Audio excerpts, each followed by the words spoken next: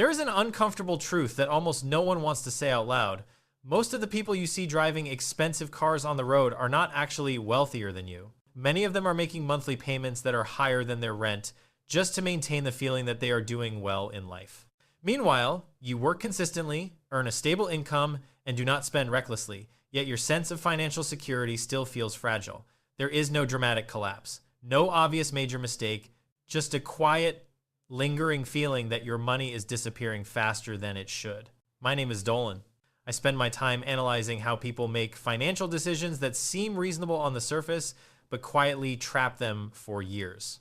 If you have ever felt like you are doing everything right, but money still does not feel lighter, this is why. In the rest of this video, I am not going to tell you what car you should or should not buy. I am not here to convince you to live uncomfortably or give up the things that make life easier. What I want to do is help you clearly see something that most people are never shown when they make major financial decisions. We are going to walk through the real mechanics behind expenses that appear completely reasonable, why a monthly number that looks harmless can quietly lock you in for years, why so many people earn good money, experience no major crisis, and still feel like they are never moving forward, and why the stability you feel today may be far more fragile than you realize. I will break this down layer by layer, slowly. From how payment structures are designed to distract your attention, to how these decisions gradually reshape your entire financial life without you noticing.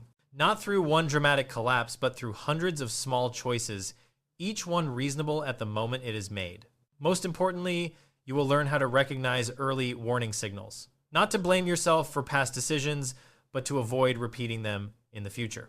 When you can see the full picture, you will not need anyone to tell you what to do. You will know which decisions move you forward and which ones keep you standing still inside a very well-decorated cage. If you have ever felt like you are doing everything right but the outcome never changes, the next part will explain why. The problem is not that you are spending incorrectly. It is that you are making decisions in a completely different environment than before. To understand why this issue has become so widespread, we need to place it in the reality most people are living in today. Over the past decade, the cost of living in the United States and many European countries has changed in ways that are completely disconnected from how people adjust their financial decisions. Housing prices have risen faster than income, rent has surged across major cities, insurance, healthcare, education, energy, and food have become more expensive year after year. Meanwhile, median income growth has been slow and uneven.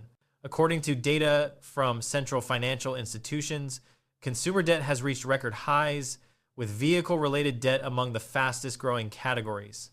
What is notable is that most of this debt does not come from crisis situations. It does not come from unemployment, illness, or sudden emergencies. It comes from very ordinary decisions made at times when people feel like they are in control of their lives. Imagine a familiar scenario. Someone has a stable job, earns enough to get by, and does not live extravagantly. They walk into a car dealership not because they are struggling, but because they feel they have reached a point where they deserve something better. The numbers are clearly presented. The monthly payment fits the current budget. There is no immediate sense of risk. No obvious warning signs appear. The issue is that this system is not designed to help you see the true cost of the decision. It is designed to optimize how acceptable it feels at the moment you sign the contract. When you live in an environment where living costs keep rising, any long-term commitment carries far more risk than it did in the past, even when it looks perfectly reasonable today. This explains why so many people end up feeling stuck without understanding why. There is no dramatic crash, no single mistake to point to, just a series of small decisions, each one sensible on its own, that slowly erode your financial flexibility over time. And once flexibility disappears, you do not need a major crisis to feel pressure. One unexpected bill, a price increase, or a small change in income is enough to make the entire financial structure feel tight. This is not a personal failure. It is the result of how the system encourages people to make decisions in a high-cost environment. This trap does not come from one big mistake. It comes from 6 very small mechanisms operating at the same time. The first mechanism begins with a very simple but extremely dangerous truth. Most people do not end up in financial trouble because of the total cost, but because they only see the monthly number. Most bad financial decisions are not approved because they are logical, but because the monthly payment looks acceptable. When a number is presented on a monthly basis, your brain immediately compares it to your current income. If it does not exceed what you can handle right now, you feel like you are in control. This causes you to ignore the more important question of how much you are actually committing to in total and how many years you are trading away. The original content points out that this obsession with monthly payments hides the reality that many people are paying for a depreciating asset for 6, 7, or even 8 years. When looking at consumer debt data in the United States and Europe, long-term loans are becoming increasingly common, while the assets being purchased do not create matching value. The advice here is not complicated. Before agreeing to any major expense, force yourself to look at the total cost and the full-time commitment. If seeing that number all at once makes you uncomfortable, then the comfortable monthly payment is just an illusion. The second mechanism, when loan terms get longer, risk does not disappear. It is simply hidden. Extending loan terms has been normalized to a dangerous degree. In the past, 3 or 4 year auto loans were considered long. Today, 6 to 8 years has almost become the new standard. Psychologically, longer terms reduce immediate pressure and make decisions easier to accept. Financially, they increase total cost, raise risk, and trap you in an obligation even when your life circumstances change. The original content emphasizes that many people are still making payments on vehicles whose value dropped significantly a long time ago. Financial reports show a growing percentage of people who still owe money even after their vehicle has lost most of its value. The advice here is to treat loan length as a form of risk, not a solution. Every additional year added to a loan term is a year of future flexibility you give up. If a decision only becomes possible by extending the loan term, that is a signal you should stop. The third mechanism, many people are not upgrading their car. They are simply carrying old debt into a better looking form. This is the cycle of owing more than an asset is worth, which many people enter without realizing it. When a car depreciates faster than you pay down the loan, the real value falls below the remaining debt. Instead of stopping and dealing with it, the system allows you to roll that difference into a new loan. On paper, the old debt disappears. In reality, it is pushed further into the future at a larger scale. The original content describes this as a financial hamster wheel where you keep running but never move forward. Market data shows more people trading in vehicles before fully paying off their previous loans. The advice here is very clear. Do not replace a vehicle while you owe more than it is worth unless you are willing to pay the difference in cash. Otherwise, you are carrying the past with you for many more years. The fourth mechanism, when everyone is doing something, your brain stops questioning it. This is the normalization of expenses that were once considered luxury. As more people around you accept large monthly payments, your brain adjusts its standard without conscious approval. Marketing no longer sells transportation. It sells image, identity, and a sense of success. The original content explains that when a financial decision becomes tied to personal value, it is no longer evaluated by numbers, but by emotion. Behavioral research shows that people are willing to accept much higher costs when a decision reflects who they want to be. The advice here is to separate function from identity. A car exists to take you from point A to point B. Your value does not increase with a higher monthly payment, and confusing these two things is the source of unnecessary financial pressure. The fifth mechanism, many lives no longer revolve around people, but around a payment. This is how people restructure their entire lives to support one single decision. To afford a large expense, they cut back on things that matter more in the long term.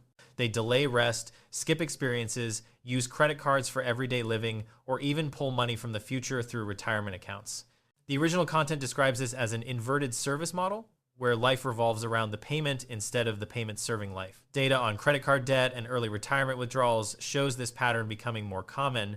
The advice here is to always calculate total cost of ownership, including insurance, fuel, maintenance, and indirect costs. If a decision forces you to sacrifice too many other areas of your life just to survive it, it is not a healthy decision. The sixth mechanism. The thing you lose the most is not money, but future options. This is the opportunity cost that most people avoid facing. Every dollar used to pay for a depreciating asset is a dollar not used to build future stability. The original content presents a clear comparison between making large monthly payments for personal transportation and investing the same amount over many years. When insurance, fuel, and maintenance are added up, the total cost can reach hundreds of thousands while the remaining value is minimal. Long-term financial models show that this difference can determine whether someone ever reaches financial freedom. The advice here is not to eliminate comfort, but to always ask what you are trading away. If what you gain is temporary comfort and what you lose is future flexibility, that price is too high. If this were only about math, you would not need this part. At this point, if much of this feels familiar, it is not a coincidence. These mechanisms exist not because people are unintelligent or undisciplined, but because they are designed to align perfectly with how the human brain makes decisions in modern life. When everything is broken into manageable payments, when risk is pushed into the future, and when emotion is placed above numbers, almost anyone can be pulled in without realizing it. But this is not yet the most dangerous part. What we have covered so far is only the surface. The real reason so many people continue making harmful decisions, even when they understand the numbers, lies deeper in how the brain responds to pressure, social comparison, and the fear of losing present security. The problem is not that you do not understand money, it is how your brain reacts to pressure. To understand why this trap is so difficult to escape, we need to be honest about how the human brain actually works around money. Most major financial decisions are not made in calm, optimized conditions. They are made under quiet pressure, constant comparison, and a deeply instinctive desire to reduce discomfort in the present. The human brain prioritizes pain reduction first and optimization later. When facing a large expense, the most painful thought is not the total cost 8 years from now. It is the fear of not having enough this month, the feeling of falling behind others, or the discomfort of admitting you cannot yet have what you believe you deserve. A manageable monthly payment immediately soothes that pain. And once the pain fades, the brain labels the decision as reasonable. This is why many people understand the numbers intellectually and still sign the contract. They are not foolish, they are reacting exactly as the human brain evolved to react. Behavioral finance research shows that people systematically undervalue long-term risk when short-term relief is clear. In this case, the reward is not just a new vehicle, but stability, success, and recognition. Another factor that deepens the trap is the link between financial decisions and personal identity. When a purchase becomes a symbol of who you are, you stop defending it logically and start defending it emotionally. Any suggestion of a cheaper alternative feels like a threat to self-worth. This is when the trap fully closes. You are no longer paying for an asset. You are protecting an image. The original content describes this as a strange emotional attachment, where people rationalize negative consequences to avoid admitting the initial decision may have been wrong. They cut back elsewhere, take extra work, or borrow from the future to sustain the choice. Not because they do not see the problem, but because acknowledging it feels worse than continuing. The industry understands this deeply. The buying experience is engineered to minimize psychological friction. Conversations rarely focus on total cost or lost opportunity. They focus on ownership, convenience, and the reassurance that everyone else is doing the same thing. Once a behavior is normalized long enough, the brain stops seeing it as risky, even when the numbers say otherwise. The issue is not that you want a comfortable life. The issue is that the system convinces you there is only one way to achieve that comfort while hiding the real cost. When you see how your brain is being guided, you regain the distance needed to evaluate decisions more clearly. Recognizing this is not about guilt or regret, it is the first step in breaking a loop. When you understand that short-term relief often comes with a heavy long-term cost, you begin asking different questions. Not can I afford this month, but am I buying temporary comfort or protecting future flexibility? Before moving forward, it helps to pause and consolidate what truly matters.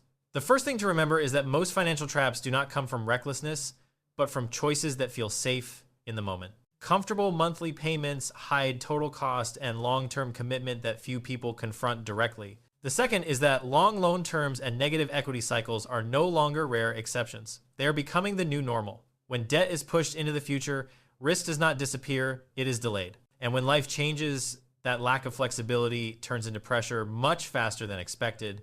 The third is psychology. These decisions do not exist in isolation. They are tied to emotion, social comparison, and identity protection.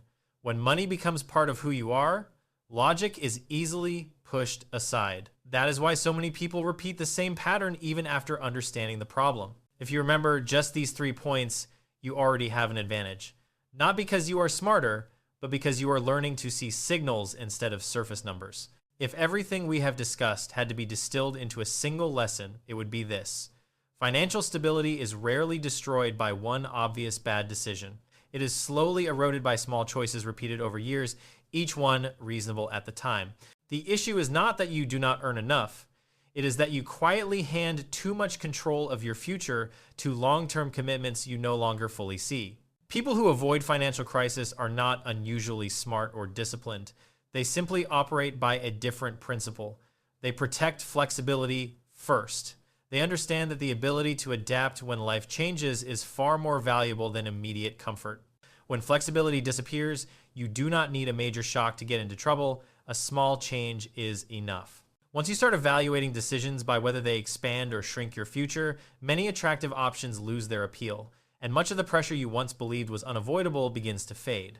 If listening to this has caused you to quietly re-examine some of your own decisions, that is normal. The goal of this video is not to make you feel bad about the past, but to help you see signals you may never have been shown before. When you see them, you gain the ability to choose differently, even if you cannot change everything immediately. If you want me to analyze other quiet financial traps that many people fall into, leave a comment.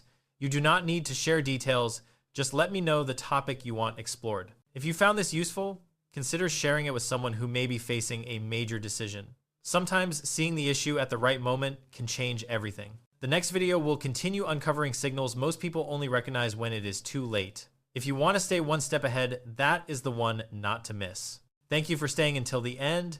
If there is one thing I hope you take with you after closing this video, it is that understanding money is not about living in fear, it is about reclaiming control.